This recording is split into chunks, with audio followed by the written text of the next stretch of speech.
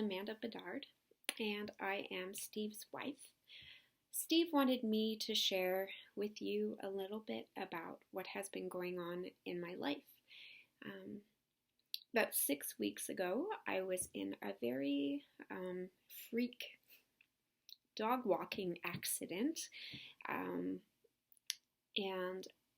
it resulted in me falling and eventually being diagnosed with a concussion and whiplash.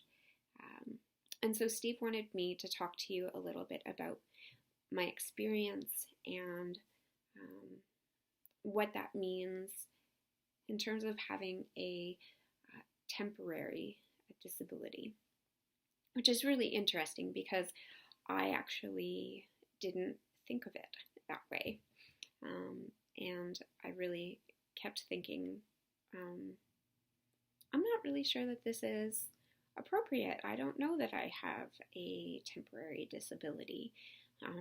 But then I got thinking that I've not been to work in 6 weeks. I can count on one hand the amount of times that I have driven a vehicle since my accident.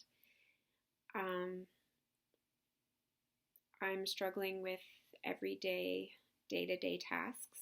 I'm struggling with my memory. I'm struggling with dizziness and headaches, and realize that, actually this is a temporary disability. And there is a lot of emotion that is happening with me, and I'm not really sure what I have to offer or what to talk about in terms of what it means to have a temporary disability. But it has been some of the most challenging 6 weeks of my life. I'm off work for at least another month. I see a physiotherapist regularly. I do exercises to try to recalibrate my brain, and it's all going at a snail's pace, and that's really hard. I'm mourning the loss of being able to go to work and feel like I'm making a meaningful contribution in life. I am feeling like a burden around my house because I am struggling with things like cooking and cleaning, and I will do something and I have to rest for what feels like an eternity. While I have made progress in my recovery, it's been slow, and I'm struggling with that. I'm struggling with the randomness of my accident that has created this disability. We went shopping. I went into a store for the first time since my accident, and I was not even in the store 10 minutes before I had to leave because I was dizzy, I had a headache, I was overwhelmed, and I am becoming more and more aware of the barriers that are in place for people who, unlike me, have a permanent disability, where these activities are overwhelming. And it's really opened my eyes to the fact that disabilities that are invisible can be really difficult for the person who is experiencing them, because on the outside I look like I'm fine. I have no bruises, I have no cuts, I have nothing. But on the inside, I'm really struggling. And I guess for me, I just wanted,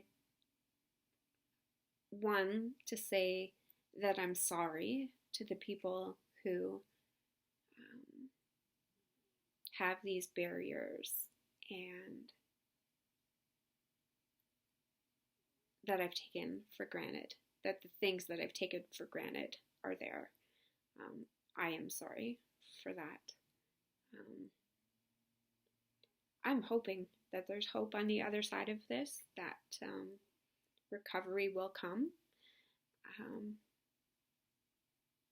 But it's been slow and painful, and I hate that. I really hate that.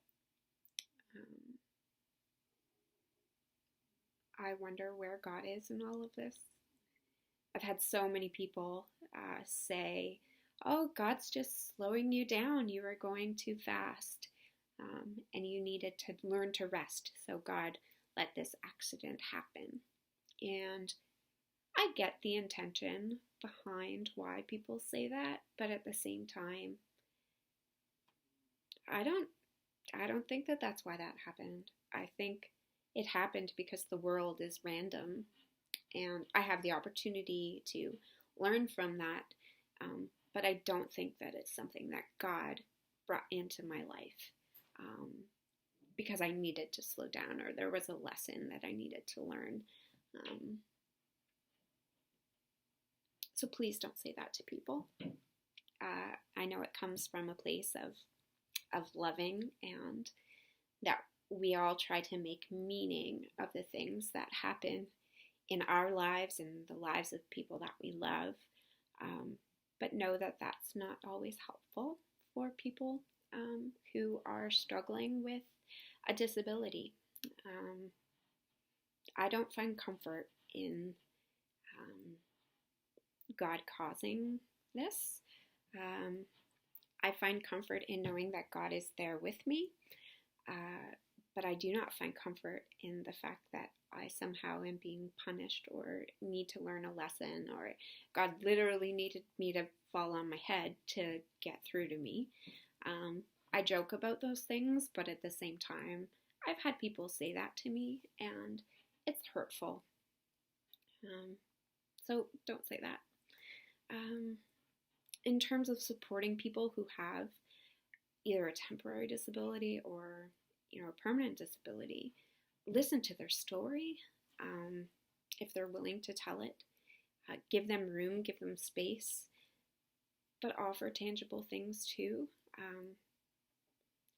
I'd rather say no to somebody than be struggling and wishing that somebody would reach out and help.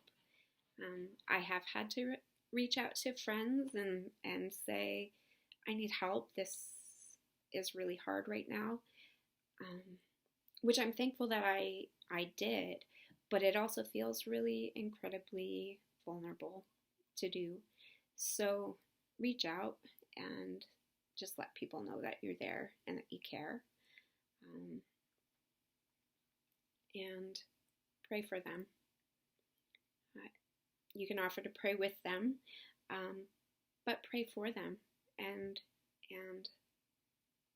that God would be in their midst and helping them. But those are kind of some of the tips that I'd have as someone coming at it from a relatively recent accident and disability, and as a temporary disability, I hope. But, I know I've learned a lot about myself. I've learned a lot about other people. And I've learned, most importantly, the barriers that people with permanent disabilities face. And I hope that I can help to be an advocate to make those spaces more friendly.